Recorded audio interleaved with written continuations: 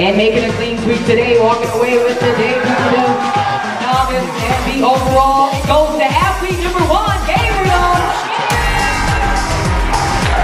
Gabriel. That everybody is waiting. What made you go from a peak natty to an enhanced athlete? What do we say to those individuals that kind of hate on deloads and hate on resting? Glad about my decision because I think. All right, welcome back to the Peak Natty podcast. We are here with Austin Cole, ATC. Austin, who are you for those listening that don't already know who you are?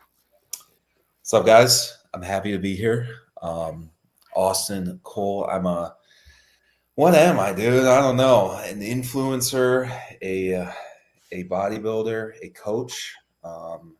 Been around for a little while and friends with your beautiful host. Where do you live and train? So I'm in upstate New York in Rochester, which if you don't know where that is, I'm about an hour east of Buffalo. And I train at a private spot in my city called Team Lift. It's a great spot for where I'm at. How far is that from Albany? Because I went to Albany for a client's OCB show. So I was there a few months back. I was actually going to text you. Albany is like 3-4 hours away. Okay. Oh, dang. Yeah. Upstate New York is quite the, quite out there, right? It's pretty spread apart compared to, the South, New York City and things of that nature. Yeah, 100%. Everywhere you go in the world, you tell people you're from New York and they're like, oh, Manhattan. And it's like, no. Sure. No. So what got you into bodybuilding and posting and, essentially making this your career? Because, if you didn't become a bodybuilder, right, you probably would have never became a coach and an influencer. Yeah. Well, bodybuilding, this is an interesting story. I loved team sports growing up. I did basketball, soccer, specifically basketball, but being Caucasian and 5'9", I just figured that, the NBA probably wasn't in the cards for me. But, that didn't stop me from trying. I'd still be in the driveway, 5 hours a day or as much as I could be. And when I was 16, I was real skinny. So basically, I guess like the whole origin is I was always a heavier set guy, never had an issue putting on weight. So I was about 16, maybe like 185, just bigger, right? And I guess I figured, hey, I don't think that many girls are interested in me. I don't really like the way I look. I don't really like eating as much as I eat. So I just started eating less. And I figured that made me lose body fat and feel better. So I just kept doing that. And I went all the way down to like 152 was the lowest I got. It was mid-basketball season. And I felt shitty. Like I would eat, I just wouldn't eat all day. And there was this younger guy on my team who was significantly bigger than me. And I was like, dude, I need to figure something out because I'm too small. So I started going to the gym with him, and pretty much off bat, I was hooked. Like I was obsessed ever since I got my first arm pump. And from there, I just kept training, kept getting bigger. And then COVID hit and we had weights at the house. So I would just lift for like 2-3 hours a day. I would eat a bunch of chicken. I would watch Greg Doucette videos, and COVID training arc, you could say, over the summer, push-ups, everything I could do at the house. And then ever since then, I was pretty much obsessed. I feel like that was kind of the origin. And then posting on social media, I actually, since day one, if you scroll all the way down to my Instagram, I think it's like April of 2020, I started posting. Just post all my workouts and shit because I was really confident that people cared. I wish I started posting that early. That is super funny.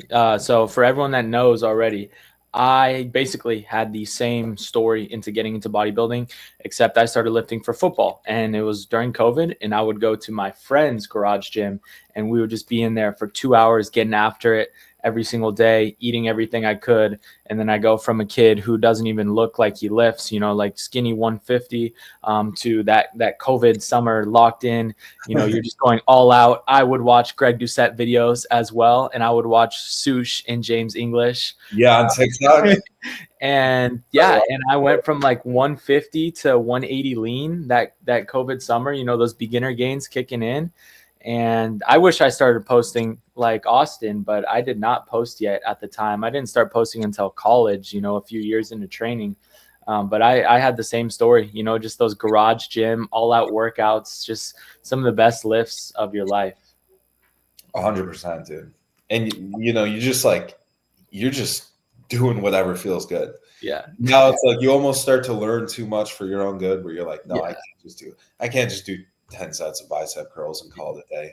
Dude. Oh, so many days just going in there, maxing out on bench, and then just doing like 4 sets of 15, some accessories, calling it a day. No, literally. There is a little bit of that whistle. I'm not sure if it's getting picked up by the record. So who else did you look up to in the industry when you were growing up? When I started, it was interesting. The industry wasn't really there, you know, not in the way that we know it. So it was like Jeff Seed, John Skywalker. Weirdly enough, like Greg Doucette, even though he was already retired and he was done, I was like, oh, you know, he has abs, like he looks great. Then Sush, you know. Sush. I used to just watch Sush and James English all the time. And being like, man, I want to look like that. And honestly, I can't say like right at the beginning there was anyone else for me. It was like mostly John Skywalker. Okay, John Skywalker. Okay, a lot of my friends are David Lade. You know, I never watched him when I was getting into it for some reason. Me neither. I feel like everyone else has the same like story, but I just never saw him. How many shows have you done so far as a competitive bodybuilder? As a competitive bodybuilder, only one. Okay. Only one show. That one you went viral for with the egg white situation. You got to tell the people the egg white story for those who don't know. Oh, yeah, that was crazy. Well, on this prep in particular, I got shredded. Okay. And I was lean quick. I want to say like 14 weeks out, I had full glutes. My face was dug out. Like I looked like a skeleton. For 14 weeks out is crazy. Yeah. And so that initial push was super hard. And then honestly, the whole rest of the prep was also super hard. But yeah, I think I was like 6 weeks out, still very lean, leaner than I was 14 out. So I was pretty dicey. And then we made our push. And I want to say we went from maybe 300 carbs to like 120. You got to glute striated on 300 carbs? Yeah, it was ridiculous. But also leading into that prep, I kid you not, I was drinking like 5 times a week. I was going restaurant like every single day, whether it was like fast food or going out to eat, you know, drinking booze. So I think my body just responded so quickly because I was eating probably like 4,000 or 5,000 calories of whatever I wanted to like a tight like 32, 28, 26, 24 that just I responded super well, I think, you know, to the diet. And then obviously I wasn't doing cardio leading in and all of that stuff. But 6 weeks out, we made a big pull, like big. And I noticed after the first meal, your body's smart, right? It's like intuitive and it knows when it's eating enough. And, you know, I talk about this sometimes where it's like, you can't really play tricks on your physiology. Like if you're starving yourself, there's going to be signs, whether it's hunger, fatigue, brain fog, whatever. And it was like the first day I was like, fuck, like this is a pull we made. And so I was 2 weeks out and dude, I was like peeled. Maybe we could put up a picture, whatever. Doesn't matter. So I'm on the, you know, treadmill post-workout. I saw my coach a video of my glutes. They're like flickering, like it's gnarly. And I'm like, hey man, you know, I was just wondering if, you know, we could like add some extra egg whites for the post-workout meal too, because I like the texture and I'm hungry. Can we add 100 grams of egg whites? And he didn't respond for a while.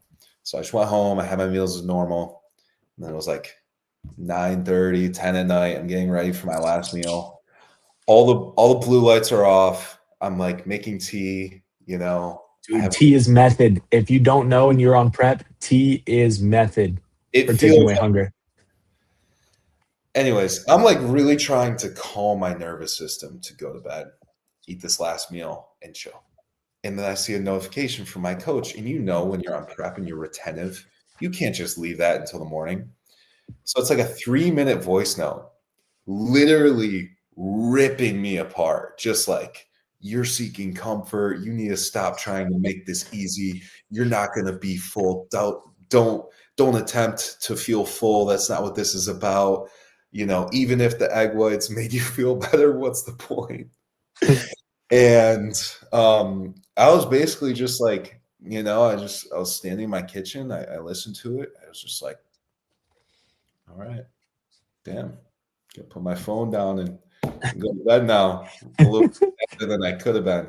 But I think that it shaped my perspective, and it made me a better athlete, and now a better coach, and ultimately just a stronger person. Because yeah, sure, you could have had, you know, an extra 12 grams of protein from egg whites, and it wouldn't have made you any more fat, but that's not the point. The point is that you were supposed to be disciplined to this, and you were supposed to adhere to the plan. And it was great to make it to the end of that, and knowing that I left no stone unturned and I truly gave it my all. It's stuff like that that I think differentiates weight loss to bodybuilding, because bodybuilding is a lot more than just the body. It's also the mind. Makes you so mentally tough. So question for you. Did you get blood work done while you were on prep or shortly after? Because I did. And I don't know if you've seen my reel, but I'll tell you what my nanograms per deciliter were 3 weeks out. Where was your test at? 48 nanograms per deciliter. Pre-test just as low. Shot, bro. Shot. So I've made a YouTube video on this, right? I want to preface, not complaining. It's temporary pain, and it all returns with the proper reverse diet, right? You get your hormones back to normal. But one of the side effects with getting your glutes dug out and getting stage lean as a natural is hypogonadal test levels. And so some of the side effects I had, which I'm interested to see what you had, because it sounds like you were even leaner than me, man. If you were already glute striated 13 weeks out and you pulled down even harder, you probably had it. You were probably a couple percentages leaner than me, and I was suffering. So the last few weeks of prep, I would wake up from like 1 a.m. to 4 a.m. in the middle of the night, right? You know, you just wake up from the hunger. It takes about an hour to fall back asleep, but typically I would be able to fall back asleep sometimes. Also, obviously, zero libido. I had zero libido from like 16 weeks out, 20 weeks out maybe. So that goes away super fast, especially in me. And then I also had very slowed down gut motility. I went a week without a bowel movement, which is an untalked about symptom of prep that I don't see a lot of people talk about on social media, is how much your bowel movements will slow down. So I went like a week without a bowel movement 2 different times, I believe. And then I think the last side effect, right, is just, you know, low energy, right? Everything that comes with messed up hormone levels and being on prep, but you know, that's fine. You push through. The worst one for me that I got, I think you were kind of referring to it on the day with your egg white story, is I would get these anxiety attacks from hunger where your body feels like it's starving. I only got those 3 times, and I don't see anybody talk about that side effect either, but I remember 3 different times. One of them, I was sitting in church, one of them before I could go to bed, and one of them on the times I woke up in the middle of the night. You wake up, you start having a panic attack that you're starving, your stomach feels like it's eating itself. So that was another symptom I felt. And then obviously, as everyone knows, you kind of lose your personality with losing your testosterone as well. So those were some things I dealt with, but I'm glad I dealt with them, because now I can help my competitors through these things while they're going through prep. Yeah, I think, you know, the bowel motility that's rough, especially because you need to be bracing, you need to be training, right? We're still posing probably every single day to some degree, to some capacity. And when you have constipation. It's going to affect your visuals. It's going to affect the way you feel. It's going to affect your, even just like your effort for cardio and things of that nature. If you have heavy GI, it's really going to suck. And a lot that contributes to that is your psychological state. If you're having high anxiety, high stress, things of that nature, it's very interconnected from like your nervous system and the way that you perceive life to the way that your actual like GI tract is going to function. Mm-hmm. And you see this with people who bloat like excessively after meals, or you'll see like their face will get puffy after meals. Other people, no issues. It's like even just a psychological stressor can totally affect the way that your body is actually able to keep things moving in the GI, which really is like the second brain. 100%. Did you get blood work when you were a natural on that prep or no? So here's the unfortunate thing about my blood work situation is we have, I don't need to get into it, but basically just to sum it up, I only have health insurance if it's an emergency. So when I have gotten blood work in my life, it's about $1,300 out of pocket.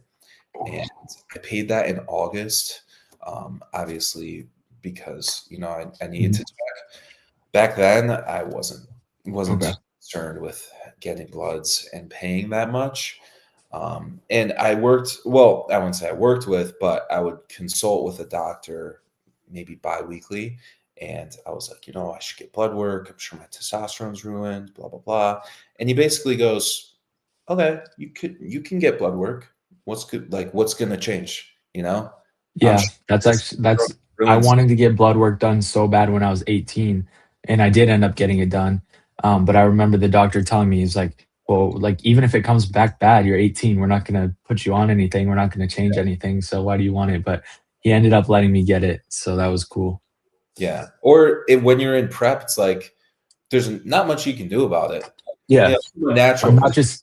I'm not just going to quit. Yeah. Like I'm not just going to quit prep because I have, you know, hypogonadal test levels. I'm not just going to pull out of the show. It's just what it is.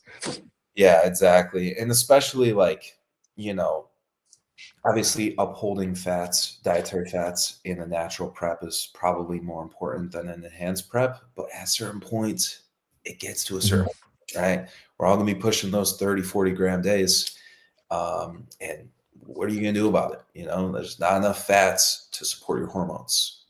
And I've heard it's less about the fats even, and it's more about just getting to that like lean state, you know, where you're in reds, right? Relative energy deficit in sports. And that's just a side effect, man, of high expenditure, low calories, and a low body fat. Yeah. It's like a lot of these symptoms and side effects are more body fat dependent than they are nutritionally or anything else. Do you have a body fat estimate? I'll definitely have to pop up a photo for everyone watching on YouTube, but do you have a body fat estimate of what you got to that first prep? Well, I don't, but I do have a story. So I didn't get many compliments on my first prep, and that's okay, right? Obviously, he needed to shape me into the person that I am now. So I'm very grateful for Sebastian, who's my longtime coach. I've been with him for over 4 years. He never gave me any compliments. And so it's the morning of the show. It's like 6 a.m. I went, got my tan. I came back. Sebastian was already at the crib. So he's like, all right, what's up? You know, I said hi to him. It was our first time meeting. He was like, all right, we'll do some poses. So front relax, side relax. Then I quarter turn. He goes, all right, back relax. So I like hit my hamstrings. I hit my glutes. I start pulling up. He goes, what the fuck? And I just knew then, I was like, all right, I'm good. Like, I don't need to stress. I'm good. He just goes, all right, stop. You're fine. Go eat. And he gave me a bunch of food. It is Sebastian Burka. For those who don't know, you can look him up on Instagram. That's his Instagram name, right? Yeah. Sebastian Burka. Have you always had him? Is he your one and only coach? Yeah. Okay, cool. Mine is AJ Morris, if you know who that is, from the UK. Oh, nice. Yeah, I love the way that the UK coaches do. Dude, the UK natties are peak, man. It's a different level over there. European natties, it's not even close, man. They for some reason natural bodybuilding is just bigger over there in the UK, and they train hard. Yeah. Over there. Yeah. They do, they do all the hard 2 sets to failure, top set back offs, heavy weight. They got the trained by JP over there, and they are some dogs in the weight room. They go hard. And I feel like it just sets a good standard for us to kind of, I don't know, try and live up to in America. Yeah, like, 100%. I feel like they really press into hunger. They really press into cardio. And you'll see a meal and it's like, 50 grams of berries with whey paste. It's like, I would be starving, but you just dig in. Like that's fine. I love it. They dig down hard. They dig down hard over there. So what do you want to get out of bodybuilding? What are your future competition goals and what do you want to get out of bodybuilding? So the goal for the last, I want to say 2 years. Yeah, 2 years was to go pro, to go as far as I possibly could with the sport. And currently in a little bit of a gray area, kind of stuck between a rock and a hard place, because I don't know if it's in the cards for me. I don't know if that's what I'm actually going to end up doing with my life. But ultimately, coaching is definitely my passion. That's definitely where my heart is at, and being able to share the experience and the transformation that bodybuilding has had in my life for others, because I may not be interested in seeing it all the way through, if that makes sense. No, that makes sense. Would your one reason for everyone, listening just pretty much be the hair thing? Or is there any other things? Yeah. No, it's literally just the hair. I mean, I have a beautiful bill of health. Like, truthfully, my blood work is pristine because fortunately I don't have to pay $1,000 out of pocket anymore. But it's not health. It's not really aesthetics. I mean, God bless, through lifestyle, dietary factors, and genetics, I haven't faced any like bodily ugly-ifying, I haven't gotten less attractive because of the PDs. It really is just the hair. And on that first cycle, obviously I made a whole YouTube video about this, but I lost a significant amount of hair on testosterone only. So we basically toggled up to 575, and just that burden alone of the bioidentical DHT conversion cooked me.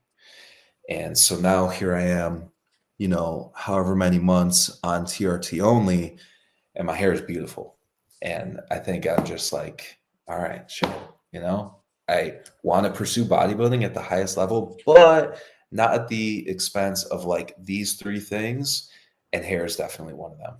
What about, obviously, playing devil's advocate, what about just competing on TRT? Yeah. So I actually was going to do that for nationals. And I don't know how closely you follow me, but I got a little bit lean. I did see that. Yeah. The mini cut, right? Here. Yeah. And pretty much just decided I'm too small to go to the most competitive show of the year. And it wasn't the financial cost really, because it probably would have been like $4,000 or $5,000. I was just like, you know what? Let me hold off. I'll compete next year. But yeah, that's kind of the game plan, really. Okay. That makes sense. So final bodybuilding end goal, be an IFBB pro, or do you see yourself going farther than just IFBB pro? Or is it just up in the air right now with, obviously you not wanting to use compounds that are going to make you lose your hair?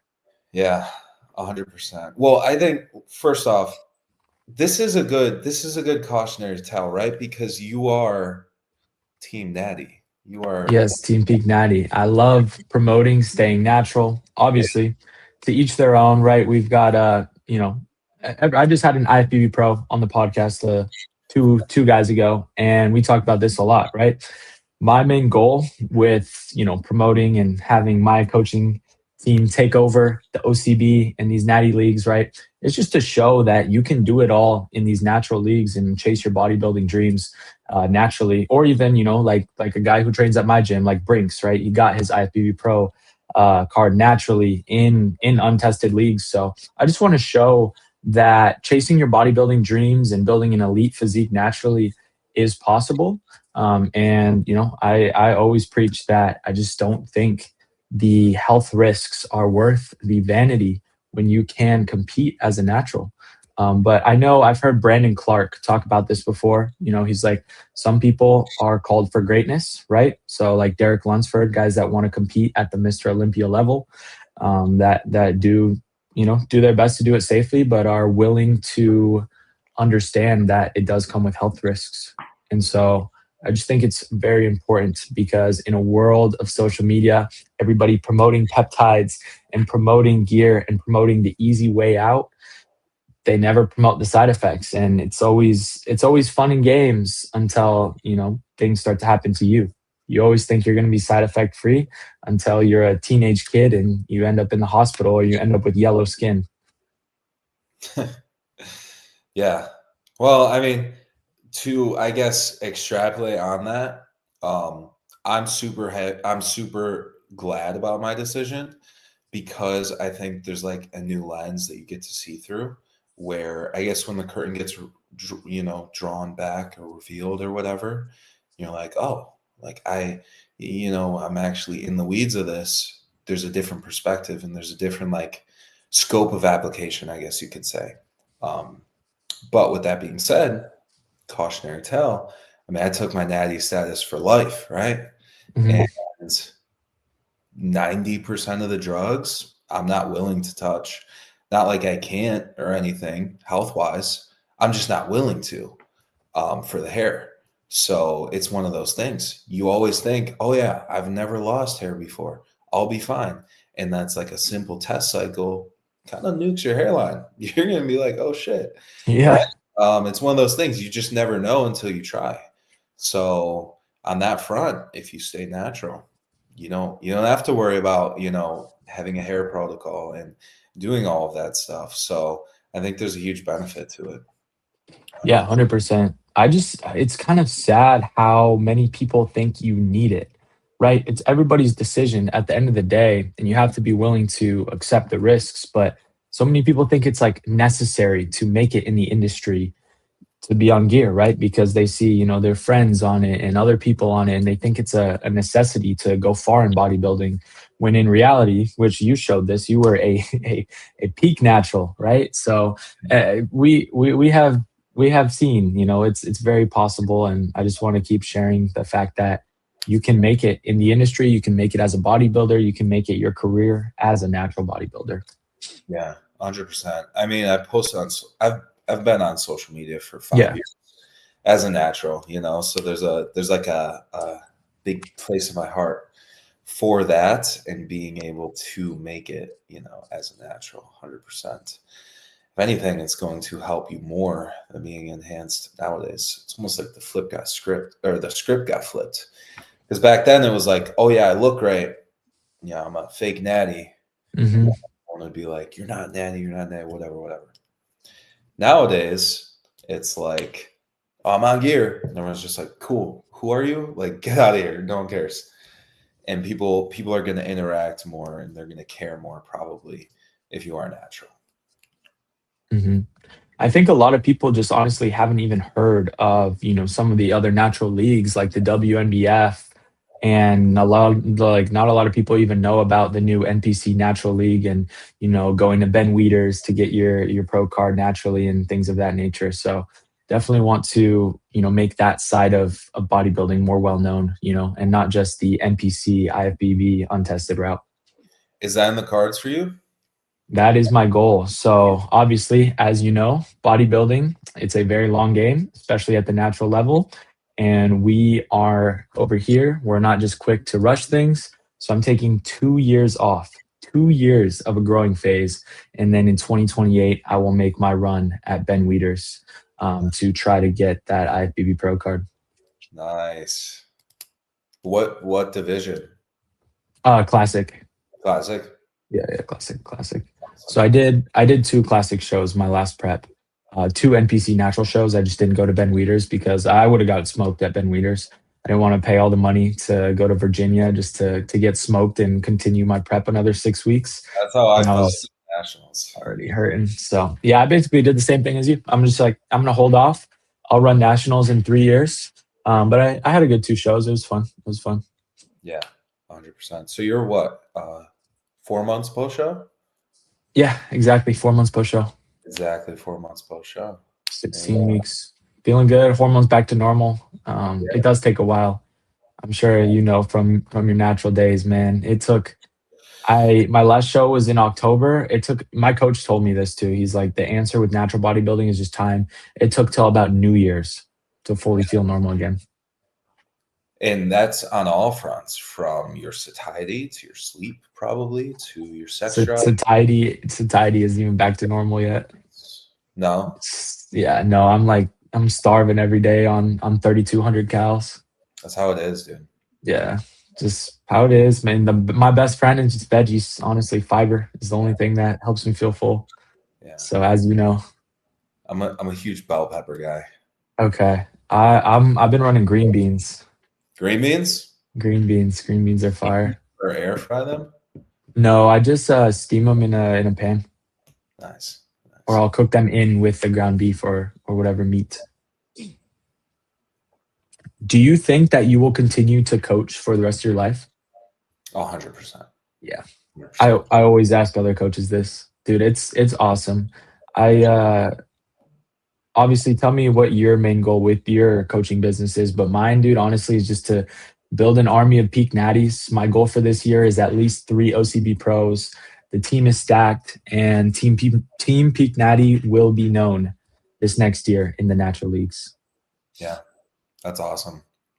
My main goal as a coach, well, I think it's multifaceted. I think that through kind of the mechanisms, you could say, that we implement as bodybuilders, from structured meals to cardio to, digestive concern to supplementation, sleep hygiene, all of this stuff has absolutely changed my life, to the level of mental clarity and focus that I have now on this podcast. I'm going to have at 8 p.m. tonight, maybe a little less this time of year, but you know what I mean? Like, I'm going to wake up every single day and I'm going to feel like 100%, like I'm ready to go. That's my goal, to help other people who feel brain fog, who feel, lack of drive, lack of motivation, lack of direction, to give that to them, because it's literally life-changing. So I think there's that aspect of like, hey, you come to me, let me build out a program that's going to optimize your situation and literally just max out your life, right? From energy to, all of it, physique, it's all encompassing. And then I think there's the other aspect that I'm super passionate about, which is bodybuilding. I had 3 competitors last year, which was my first year coaching. And then I'm looking to have about 6 so far, within the first 2 quarters here, that I'm super excited about. So yeah, coaching bodybuilders and then just like helping people max out their life. That's awesome. I know that exact feeling. Like, there's something about locking in on a diet, what it does for you mentally. I've made a couple reels about this. Like, you wake up after a good night of sleep, good diet, you like wake up high on life. It is a completely different experience. Your brain is primed. Your brain is ready to go. This morning, I got like 9 hours of sleep last night. Diet dialed, micronutrients dialed, gut health. You just feel so good from your gut all the way to your head. And it's like you have a permanent caffeine high for your entire day. It almost seems like you're just so mentally clear. I know exactly what you're talking about. And literally stuff like caffeine starts to be like obsolete. You're like, I don't really need that.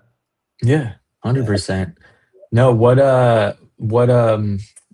divisions are some of your guys competing in this year? NPC, OCB? Mostly NPC. I think I have a natural NPC competitor in May. I believe it's a natural NPC show. I'm not super keen on OCB. Maybe just had a bad experience. I don't know. But I think NPC Natural League, if they're natural, is the way to go. And then 100%.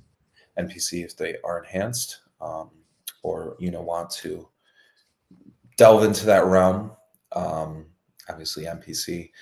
But yeah, quite a few I think fall kind of in that November, December timeframe, where if they were to be enhanced, we would be pushing for growth around this time.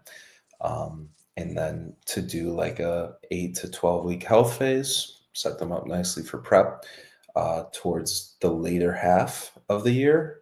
And then one client in particular started prep last week for a natural show in May. So that's going to be quite nice. That's fun stuff. The OCB is better now. Every single OCB show I go to, it is more and more stacked, and that is simply due to social media.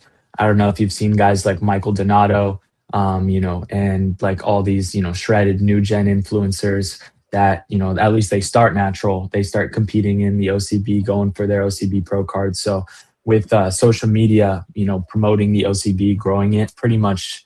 Back in the day, if you guys don't know, the OCB kind of had a bad reputation for being very easy to win and, not that stacked. And, just like people would really discredit you for having an OCB pro card. But these days, the shows that every single one I go to is more stacked and more stacked and more stacked. Like it's actually kind of ridiculous how much the sport has grown and how that league has grown competitively over what I've seen in my last year of coaching. Yeah, I had two guys in the OCB Minneapolis, and that was ridiculous, dude.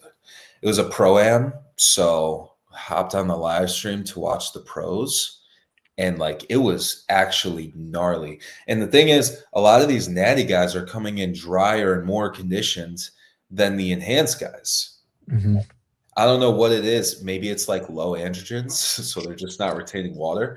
Yeah, a lot of people say that is like they're like I listened to a ton of podcasts, right? Like the Unracked podcast, I think I was listening to the other day, and they were, Coach Kyle, he was talking about he's like natty guys can get peeled, man. I think it's just not holding water from compounds and things of that nature. Oxidative stress. Oxidative stress. So. Is there any bodybuilders who inspire you right now? Current ATC.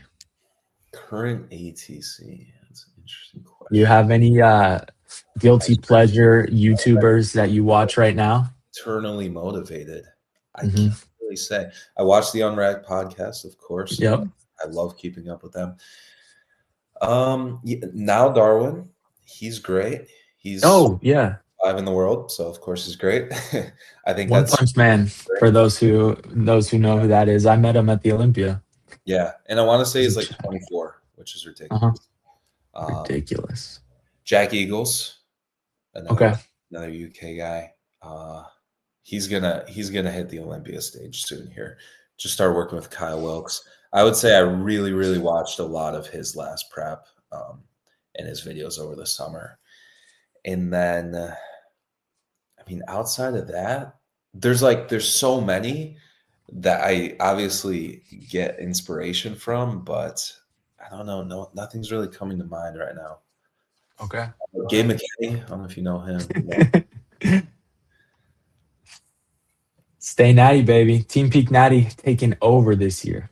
Taking over. Bro, I got a stacked roster. I'm so hyped, man, dude. Like, I've never had this much passion for something in my life. When God has you in the spot where you need to be, and you are exactly where he wants you, fulfilling your passions and your dreams. And so I'm so hyped to go all in on coaching these next 2 years, right, where I am not competing and I have a lot more attention to focus on coaching, because while you're going through prep, it is very, very hard. And I've heard the guys on the Unracked podcast say this before, but as everybody knows, when you're going through prep, you kind of just keep your coaching business rolling. And then when you're off prep, right, when you're in the off season for 2 years, like I am, that is where you attack it and grow it at all angles, because working and being like staying mentally sharp while on prep, while on low calories, when all you can think about is food, it was very, very difficult for me. Yeah. 100%. I think it's like it just continues breaking through the limits that you think are there, where you're like, how am I gonna get through these check-ins and cardio? I'm out of chicken. I need to go to the store. Yeah. And I need to prep my meals. I'm supposed to train today, and then I have post-workout cardio, and then every check-in also texted you back. So now you got to get back to those later when cognition is low. You get through a day like that, and you're like, wow, I got what it takes. I wish I had some more food. So hopefully, throughout the next 2 years, you're going to be able to uphold that standard, really, and 100%. just continue to excel. I think you get better and better, right? I've heard, as you go on, your body can kind of adapt to its body fat set point. I don't know if you've heard anything about that, where, the more experienced bodybuilder you become, the more and more preps you do, the better and better you feel at lower body fat levels because your body fat set point can drop. Yeah, 100%. 100%. Cool. So have you had any other health issues while on gear now besides the hair loss? No. Yeah, no. Glucose is one thing that you always want to monitor. Of course, my glucose was good, always under 90, and that was at 210. That's pretty big for my body size. That was the heaviest I've ever been in my life, certainly. But glucose was always below 90, A1C 5.1, and so that was in check. And then obviously Staying insulin sensitive. I think you froze. Wait, say that again. You lagged out a little bit. Oh yeah. So right after the growth phase, the initial growth phase, we pulled PEDs out to a TRT dose and then started getting lean from there. And I maintained pretty lean composition for probably 12 weeks there. So obviously, no considerations there. Blood pressure was 110 over good. Yeah, there's not.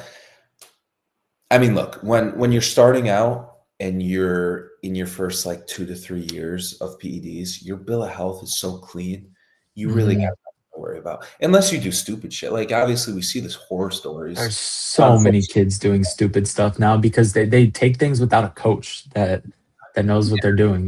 That's why. If you're working under a coach, you're pretty much fine. Okay, you want to go do this for 20 years off your life. But as far as I'm concerned, the first couple cycles, there's nothing to worry about, really. As long as you keep blood pressure in check, you keep your glucose in check, things of that nature. And then obviously regular blood work, organ imaging, maybe if you're going to be enhanced, if you're going to live that lifestyle, get organ imaging, get your sperm frozen before you hop on, all that stuff. It's all high impact. But yeah, as far as me directly, no issues. Well, I mean, sorry, not to just keep rambling, but then obviously there's like the skin issues. I would consider that a health concern. Whether it's your kidneys aren't filtering things or, your liver can't handle the amount of stress that you're under and you're getting cystic acne breakouts, your gut motility is terrible. You don't really watch out for. I just personally, through lifestyle habits and just having the right approach, didn't face acne. But yeah, I mean, it's crazy.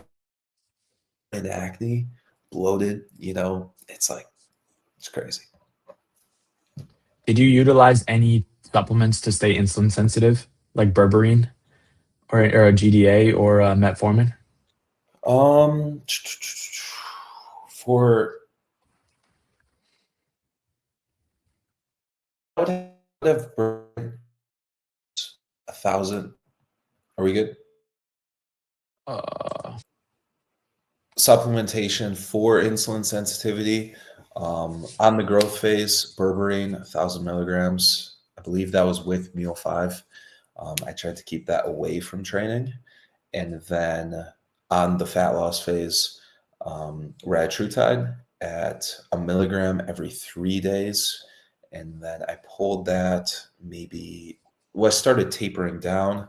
Once the initial fat loss phase was done, I started tapering down in a reduction of dose frequency. So it's still 1 milligram, but from every 3 days to every 5 days, and then 750 every 5 days, and then 500 every 5 days. And then I was like, all right, that's enough. And I just pulled it. So maybe retatrutide was in for 8 weeks or 10 weeks total. 4 of those being active fat loss, and then 4 of them being maintenance. Obviously, if you're using something that's going to act on the GLP-1 pathway, which is your appetite pathway of the compounds, you don't want to pull it right away, or you're going to have a rebound effect. There is some idiot kids down here absolutely abusing retatrutide down here in Phoenix, and they are having issues with their gut health. They are drinking while on retatrutide, and that slows down the alcohol moving through your system. So it's very easy. They get alcohol poisoning, they get gut issues, and they get the, have you heard of the skin issues or the hair sensitivity issues on retatrutide? And so they get those as well. Yeah. I mean, outside of like in a bodybuilding context, anything past 3 milligrams is crazy work. Yeah. And I think what people often don't consider is how much thought and consideration goes into it from a coaching standpoint when you are implementing retatrutide in somebody's approach. So I'll just take myself, for example.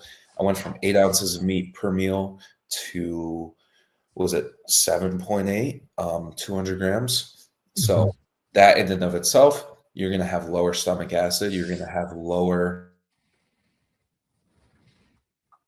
the pancreas. So the food that you eat, the protein, is going to sit longer in your stomach. It's going to have a harder time actually assimilating those amino acids.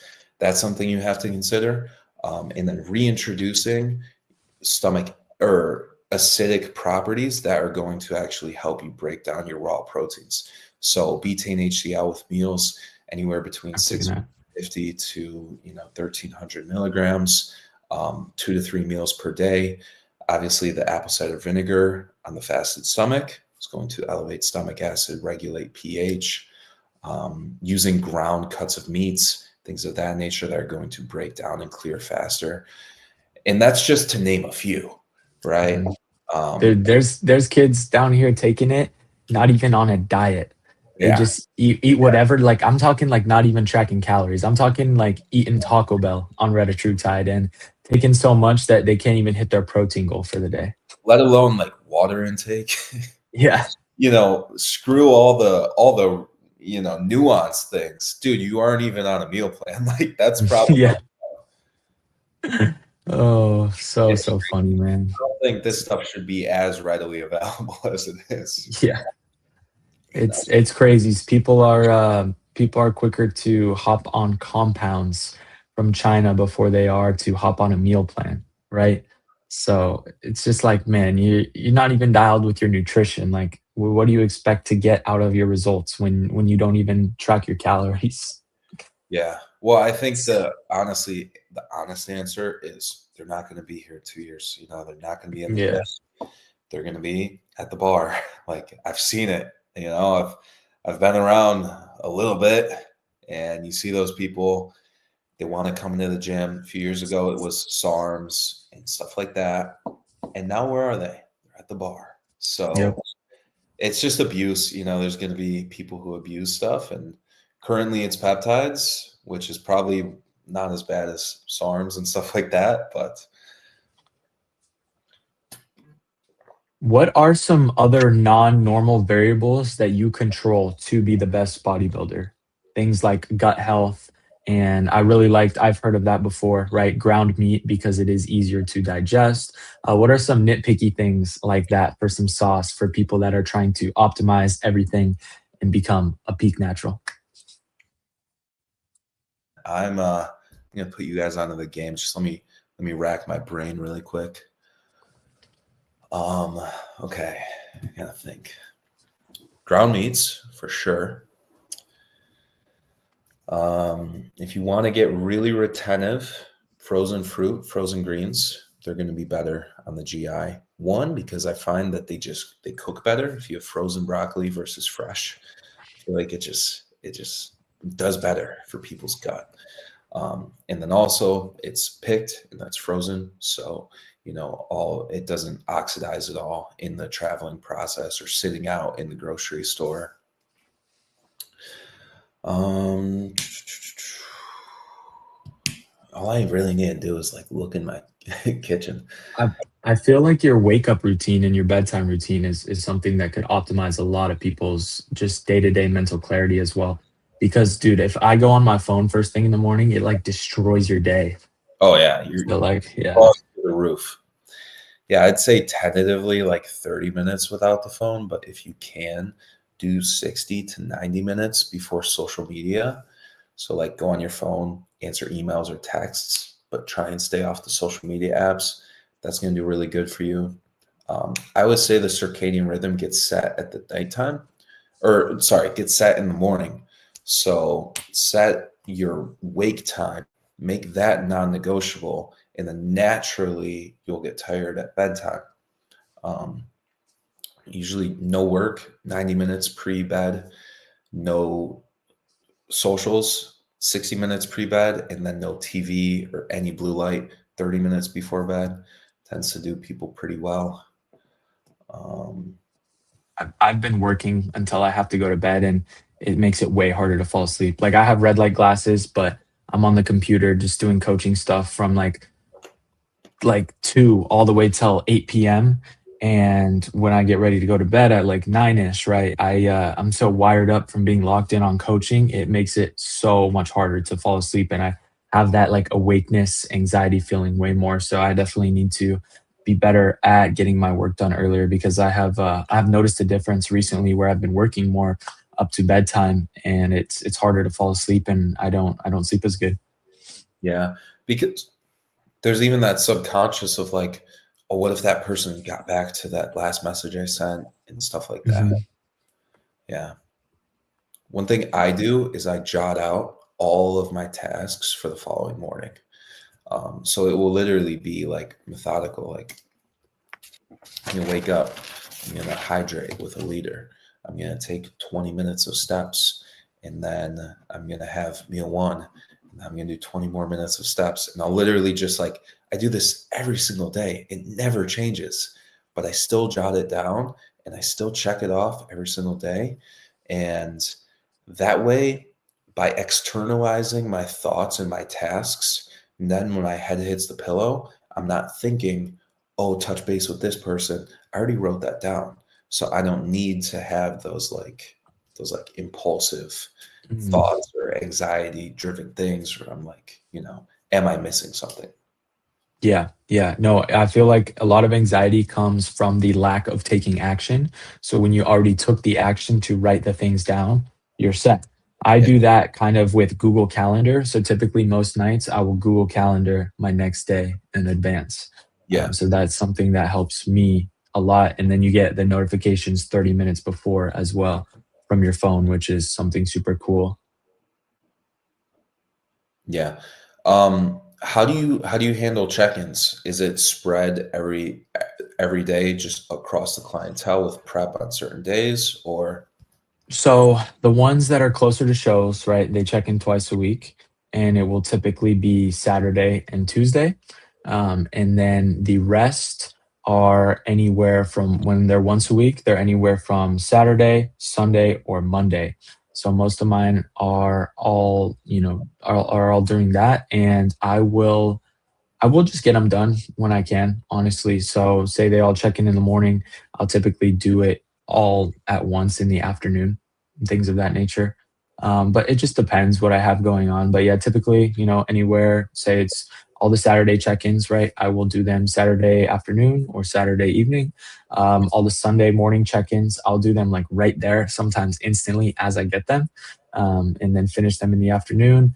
And then Monday, typically everyone will check in the morning, and I have a work block Monday afternoon to do them all at once. But I like to just sit at the computer and knock them out because once I get into that flow state, I feel very, very effective.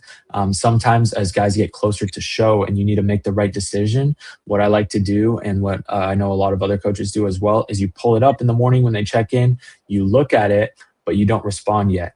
And you take your, you kind of day, those next couple hours to, do your own thing, right? You get your meals in, think about any decisions or changes you want to do. And then, right, I would go into the afternoon, respond via Loom like I do. I'm not sure if you do Loom as well.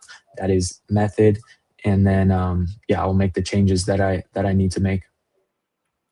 Yeah, I think separating it from the pack can be great because when you're coaching either off season or lifestyle, it can be very like, how do I say, like changes are more big picture, where it's like maybe every 6 to 8 weeks we're moving the needle, and then everything in between is just like, hey, let's touch base on how your week was, because that's really the variable that's changing.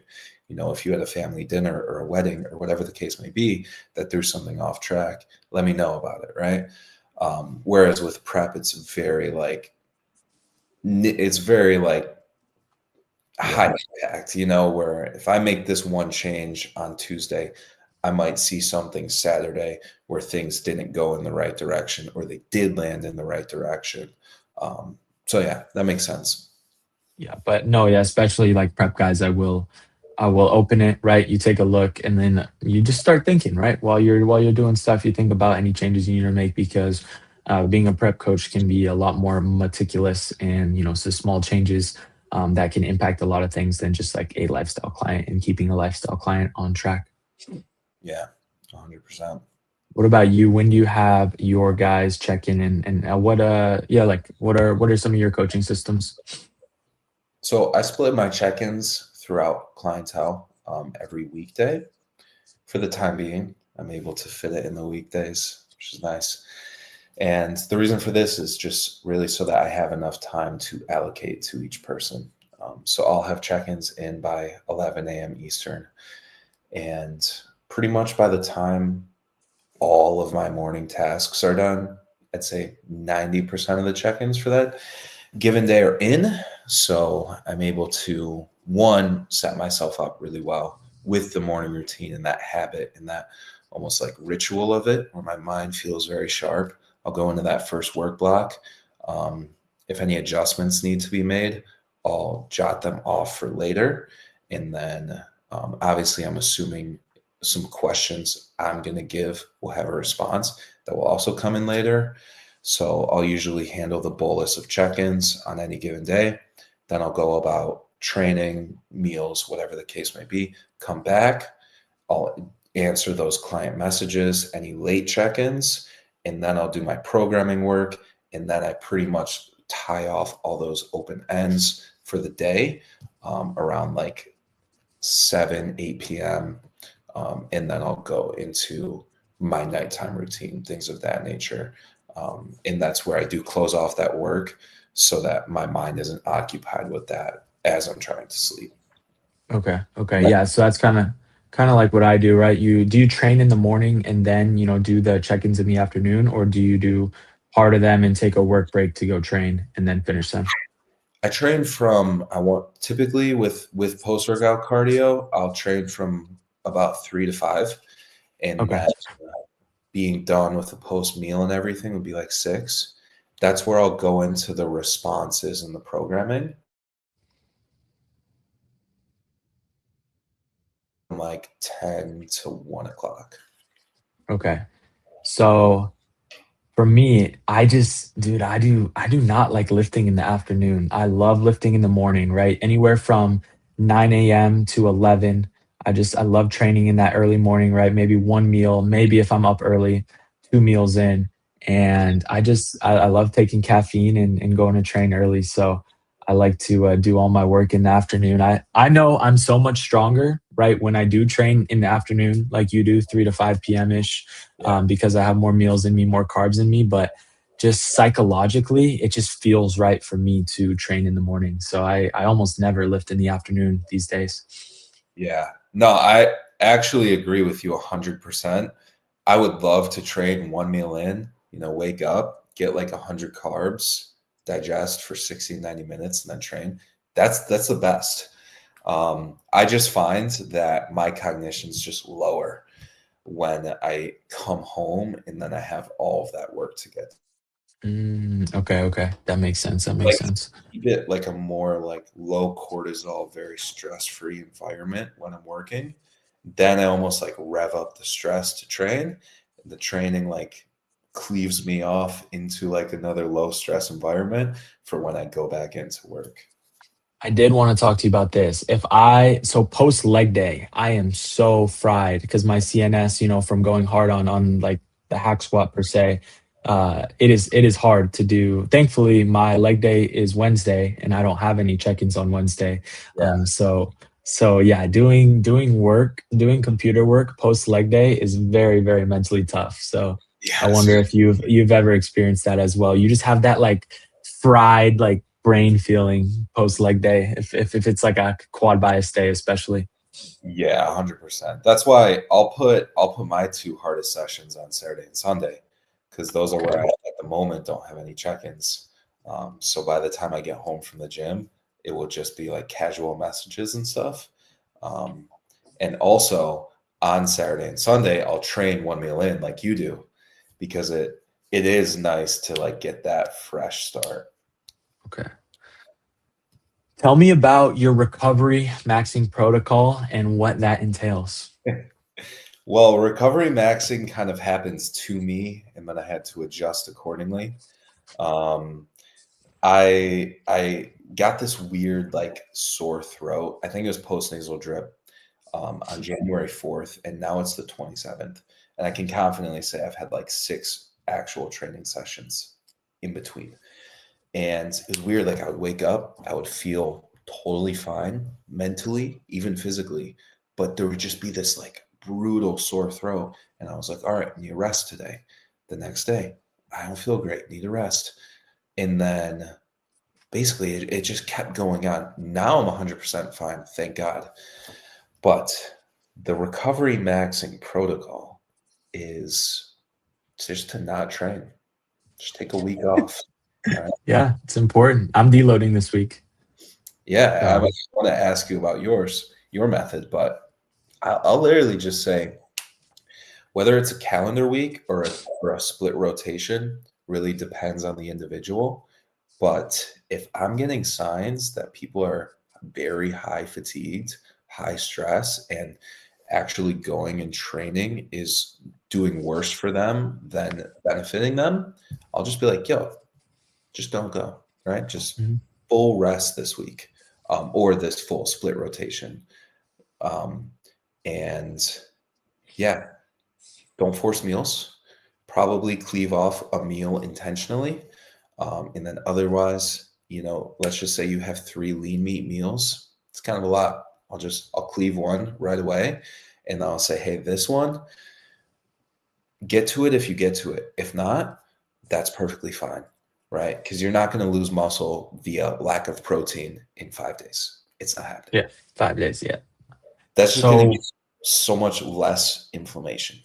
Yeah, and what do you have to say? And I think it's important we talk about this with all the science-based lifters that are constantly posting that if you need a deload, then your programming sucks. So what do we say to those individuals that kind of hate on deloads and hate on resting and devolumes and things of that nature? I'd say that they don't have enough muscle mass to, require the amount of stimulus that might put you in the position where you need a deload. Yeah, 100%. I think deloads and devolumes can be very beneficial, especially planned ones, to get ahead of fatigue, because I think it can be so much more beneficial to push hard and to push training hard for, in like 16-week blocks and things of that nature, and then take a deload, because I'd rather go, all out and have these amazing sessions where I'm constantly progressive overloading with my set volume for 16 weeks and, keep managing that with just, a 1-week deload where my body's de-stressed and I wipe a lot of fatigue off and my joints start feeling better, than just be, mediocrely low volume training, barely doing any sets in order to never have to take a deload. You know what I'm saying? So it's Exactly. like you can get more out of pushing and pulling back a little bit and pushing and pulling back a little bit than just staying in a stagnant, straight line that's never going to be truly trending up in a consistent manner anyway. Yeah, 100%. And I also don't really have an issue being reactive with it. If week 12 comes up and I feel fine, I'll probably just keep going. And then if it ends up being week 16 or week 17, I'm going to go based off of biofeedback. Mm-hmm. Yeah, no, that's why it's so important for clients to buddy that has a coach listening to this, give your coach as much information as possible, right? Because the more information your coach has, the better decisions they can make when it comes to things of that nature, like fatigue management. So, yeah, fill out all the questions in your check-in. I saw a reel about that. The questions are there for a reason. Don't skip over them and give your coach info, right? The more info you give them, the better bodybuilder they can make you. Yeah, and the better they can coach. Yeah, 100%. 100%. Deload, do you pull down to RIR training and pull cardio, or are you? So I've de-outputted guys before on prep that were really struggling and needed a de-output where they pull down on cardio. But right now, for me, the main reason I have taken a deload is because my last any type of fatigue management was a D volume on peak week from my first show 16 weeks ago. And now I am much, much stronger, right? Progressive overloading every single week. And it's been 16 weeks and I can feel that my body is a little bit beat up and it's showing on my Whoop. I'm getting perfect sleep, long sleep still, but my HRV and resting heart rate were kind of trending in a negative direction. And so I'm controlling all the variables with my diet. My sleep is controlled. My body's feeling a little bit beat up. It's my body. It's taxed from training and getting so much stronger so much quickly, right? I'm moving so much more weight than I was 4 months ago. And so I was like, all right, I'm going to take a deload. And what I do in that deload is I just drop the weight to about 70 to 80% of my normal working sets, which would be, my sets would be like 4 IRR, 5 RIR. But in a prep scenario where you want to keep using the same loads, right, to keep to keep giving your muscles the same amount of stimulus, I wouldn't do a D load. Typically, I would do a D volume where I just cut a client's sets in half and they do lower volume to recover. Yeah, that makes sense. But right now, full deload, giving my body a break from the heavy weight. So hopefully health metrics, and yeah, I'm de-stressed and ready to go next week once I get back to it, because deloads are boring. Yeah. It's you feel a little unproductive, that's for sure. Coming out of your show, were you training full bore immediately?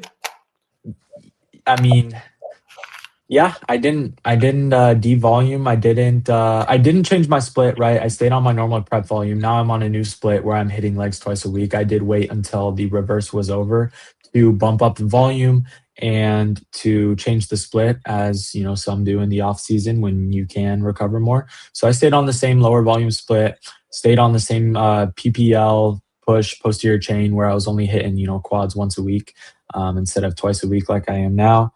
And I went full intensity on it though. I didn't take a deload post prep or anything like that. I was feeling good again, with getting carbs again, but definitely progressed in strength really fast and my body's beat up from it now. Yeah. Makes sense. Definitely. So what are your thoughts on old school coaches, right? There's still like a lot of them now that kind of use copy paste peaking protocols to, kind of prep all their clients the same, because obviously I like talking to other, well-informed and elite coaches about this, because it kind of upsets me when I see and hear and meet other bodybuilders where they're telling me about how their show's going, what their coach is doing for them. And in my head, I'm like this coach is copy pasting their peaking protocol that they did back in the day when they were a competitor, and they are not controlling any variables. And just in my head, I'm like, dang, it's kind of sad that you're paying for a copy paste prep basically, and he's not tailoring things to you and not using the new methods and data-driven methods that we know of. So yeah, I just wanted to hear your thoughts and hear your experiences, hear maybe any of your clients that come from other coaches that did that. I know my first coach was kind of an old school copy paste coach for my first show ever before I switched to AJ.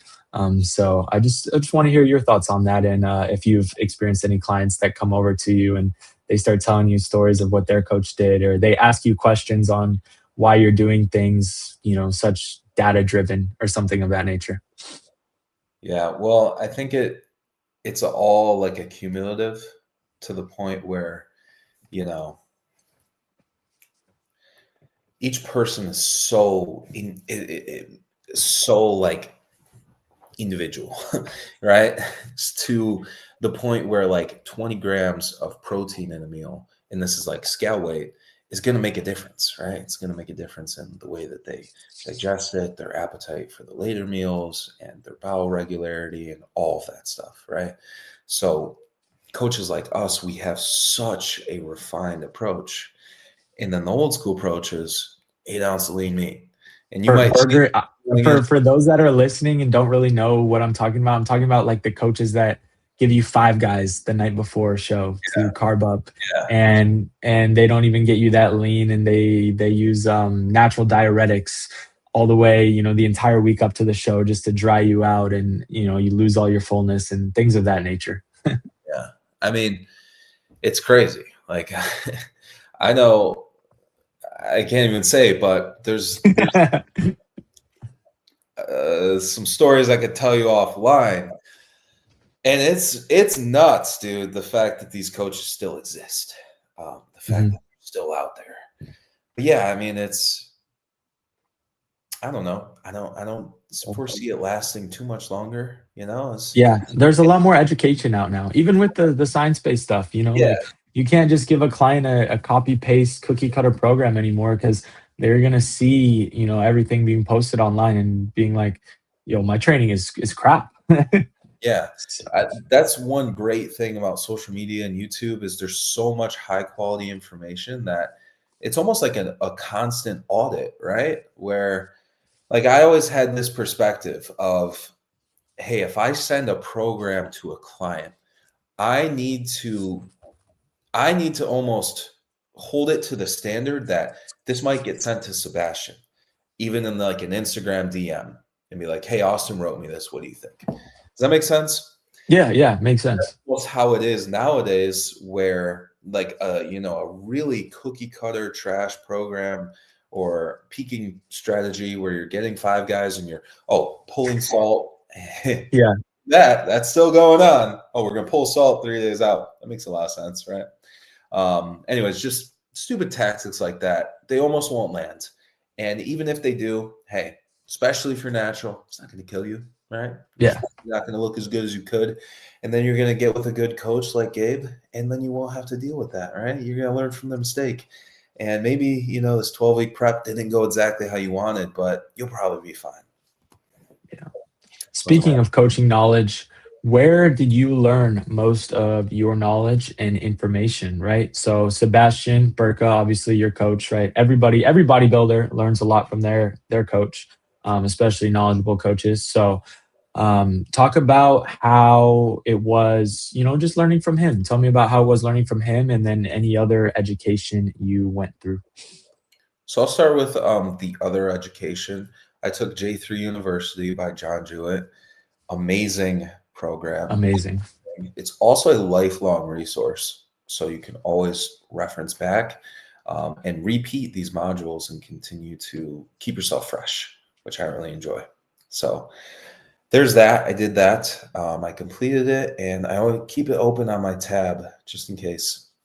And then working under Sebastian has been very, very much so a blessing in my life. We've been together for over 4 years, which is crazy. I was 18 in 2021 when he took me on. It was like a week after, I got in this crazy car accident, and he basically just took me on. He was like, I see a lot of potential here. I want to invest into you. And I'd say that we've grown together, because I remember when the program was just meals straight written on a fucking docs, looked like a notes app. And now it's not, and I've been able to see as programs have continued to get more nuanced, more developed, and all of that stuff. And then obviously when you're in the application of it, there's those questions that come up. Hey, why are we using coconut oil? Can I sub this for nut butter? No, you can't, right? Here's why.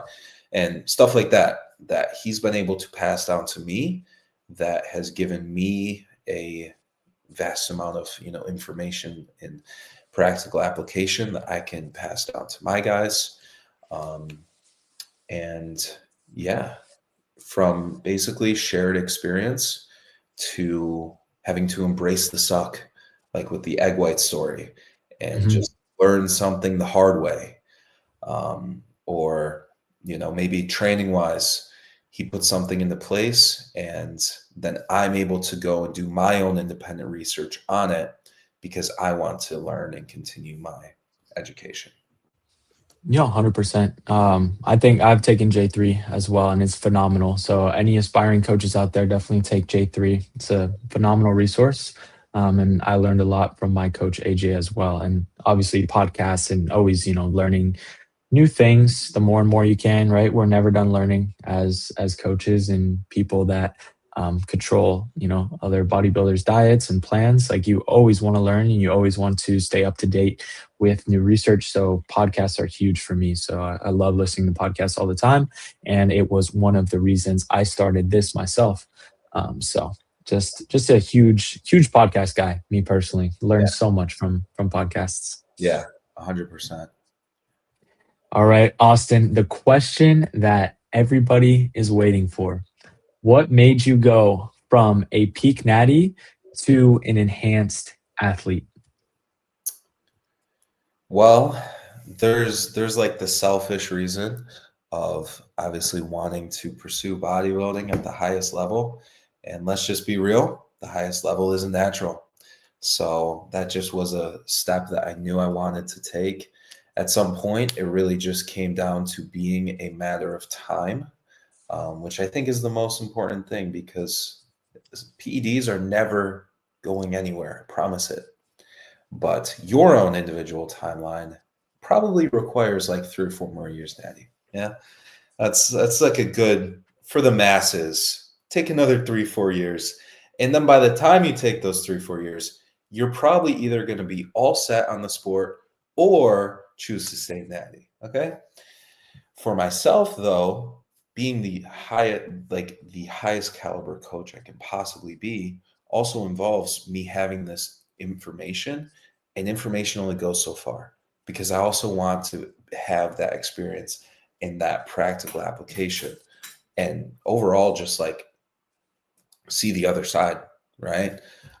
Because I did want guys who are enhanced. I did want guys who just want to maximize their life. People who are on TRT and they're 30, whatever the case may be. I just felt like it was a necessary step for me. So after 5.5 years of natural bodybuilding, 4 of those, no, 3.5 of those with a coach, competing naturally, growing naturally. That's huge. Like taking myself from 170 to 200 naturally, that's huge. All of that stuff all together, I felt like it was the right time. And now with maybe over a little 8 months being enhanced, it has, taken me to a new level of experience. And obviously when you're involved with something, you're bound to learn more about it. When you have gut problems, you learn about gut problems. When you have hair loss problems, like me, you learn about hair loss.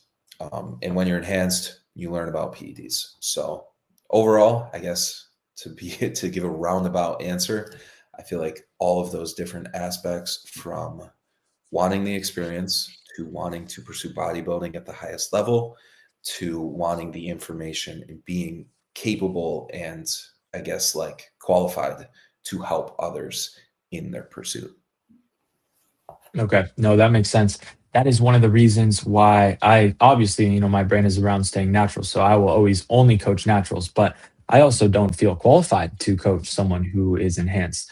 A, because I'm not enhanced, and B, because, I'm all about staying natural. But, I don't, you have to walk the walk as a coach, right?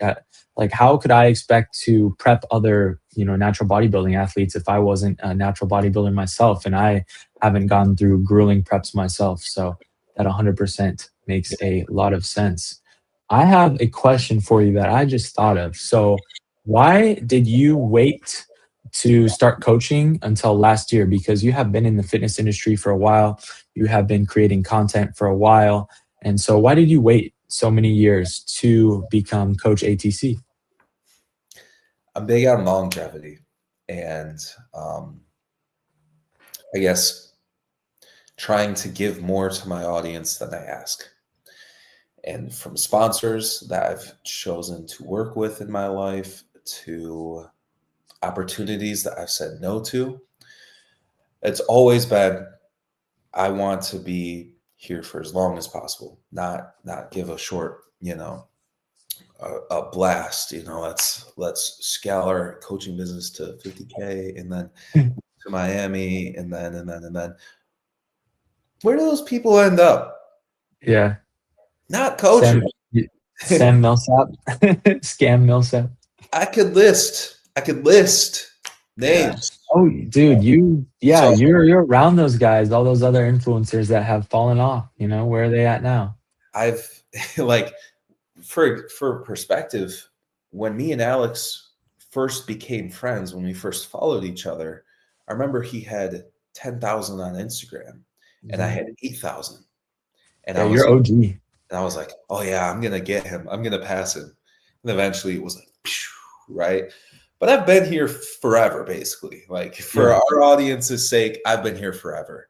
And I've just seen so many people start an offer for coaching too early, too inexperienced, and then it just doesn't last. It's not sustainable. They're not qualified to be a coach. And guess what? They end up not coaching, not doing well, not making it their lifelong career, which is ultimately the main goal, is to do this for a lifetime. So I guess the reason I waited 5 years of training and 3.5 of those under a coach to actually start coaching was because I didn't want there to be a, hey coach, can we hop on a call and a problem gets presented to me that I haven't been through, coach someone through, learn about, know about, all of that stuff. I want to be able to sit on a podcast here and just very comfortably be confident in the information and the experience that I've accrued. Does that make sense? No, it makes a ton of sense. So give us a little bit timeline. What did life look like for you before you were coaching, when you were just an influencer, right? What was your day-to-day life? Were you doing it full time? Where did you live? Was everything just kind of, you just like lived to train, or did you work a different job? What was the peak pre-coaching life like? Yeah, so that covers about 2.5 years. In the later half of 2021, I was 18. I didn't really have that many followers, maybe like 10, 15,000. I worked a factory job from 6 a.m. to 2:30. So that was really where my bodybuilding discipline route originated, because I would wake up at 4:30 to cook the meals for the day and make sure everything was good to go from a nutrition standpoint. I was working under Sebastian at that point. 6 months into that job, social media started doing better. So I was maybe at 30,000 followers. And I had previously started my own power washing company and pretty much just like general home service. So I was the guy, whatever you needed. If you needed something painted, if you needed a deck redone, if you needed your gutters cleaned, like I would just figure out how to make it happen and then do it. I had my own business. It's called Clean House Power Washing. And yeah, I would get all types of calls. Hey, my neighbor, blah, blah, blah. Can you help me dig out this bush? Sure thing, boss. I'll be there tomorrow. How does $75 sound? And I would literally just grind. So I quit my job and I just hustled. And while I was hustling, I kept posting on social media.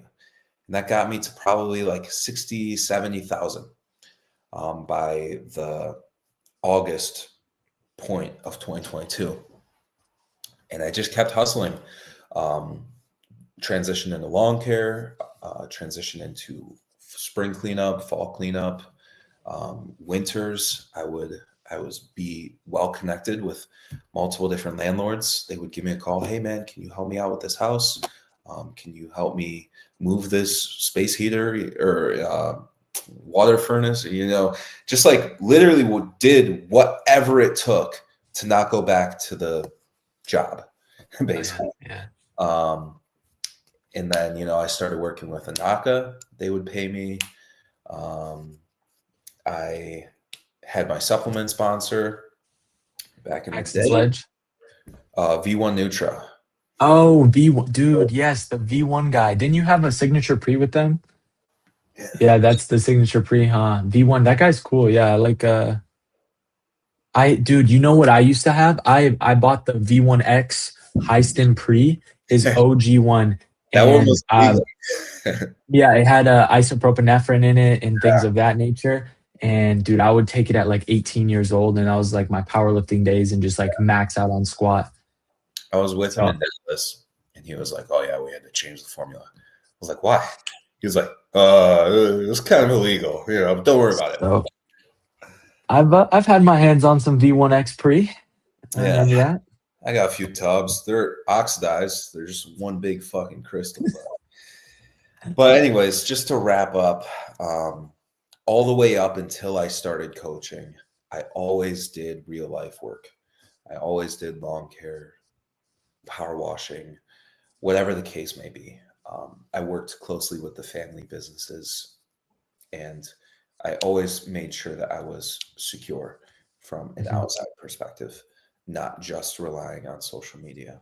So I guess a piece of advice I would give to coaches is, aspiring coaches, is make sure that like before you drop out of school, before you quit your job, whatever the case may be, make sure you're good, like good in this, and you have a greater capacity than you give yourself credit for. Sometimes people will tell me, "Hey man, I had to miss 2 cardio sessions this week." Why? Like, what? You're in school. All due respect, bro. You're in school. Your parents pay your bills. So you can't be missing cardio. All right. And here's an example of how I never miss cardio.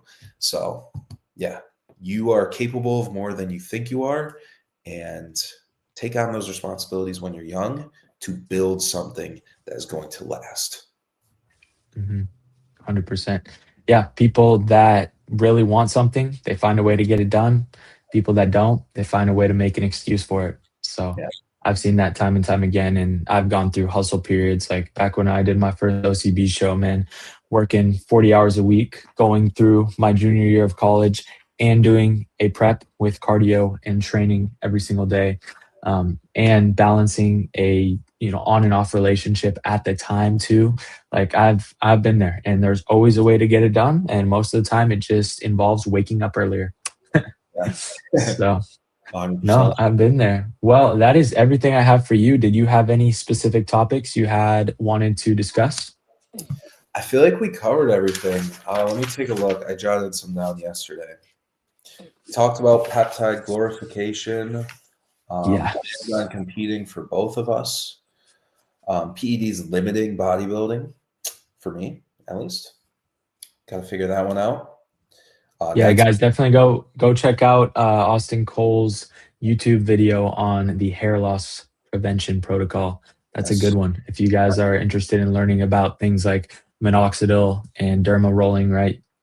Things, I don't know what else there is as well. I used to wrestle, so I would use the ketoconazole shampoo to prevent ringworm on my scalp. So I'm familiar with some things of that nature, just to, wrestling, right? You don't want to get skin diseases that make you lose your hair as well. Yeah, brutal. Brutal. But everything I have here, we pretty much covered. So it's Pretty kind much covered. Well, really appreciate yeah, no. me, and hopefully this was insightful for the audience.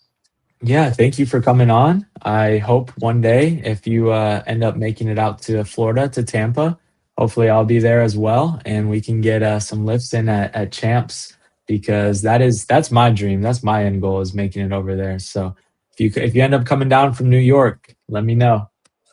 100%, dude. That would be dope. Even if I don't know how much longer Sebastian's going to be in town, but even if you visit Tampa, let me know the dates. I might be able to go meet you. Ooh,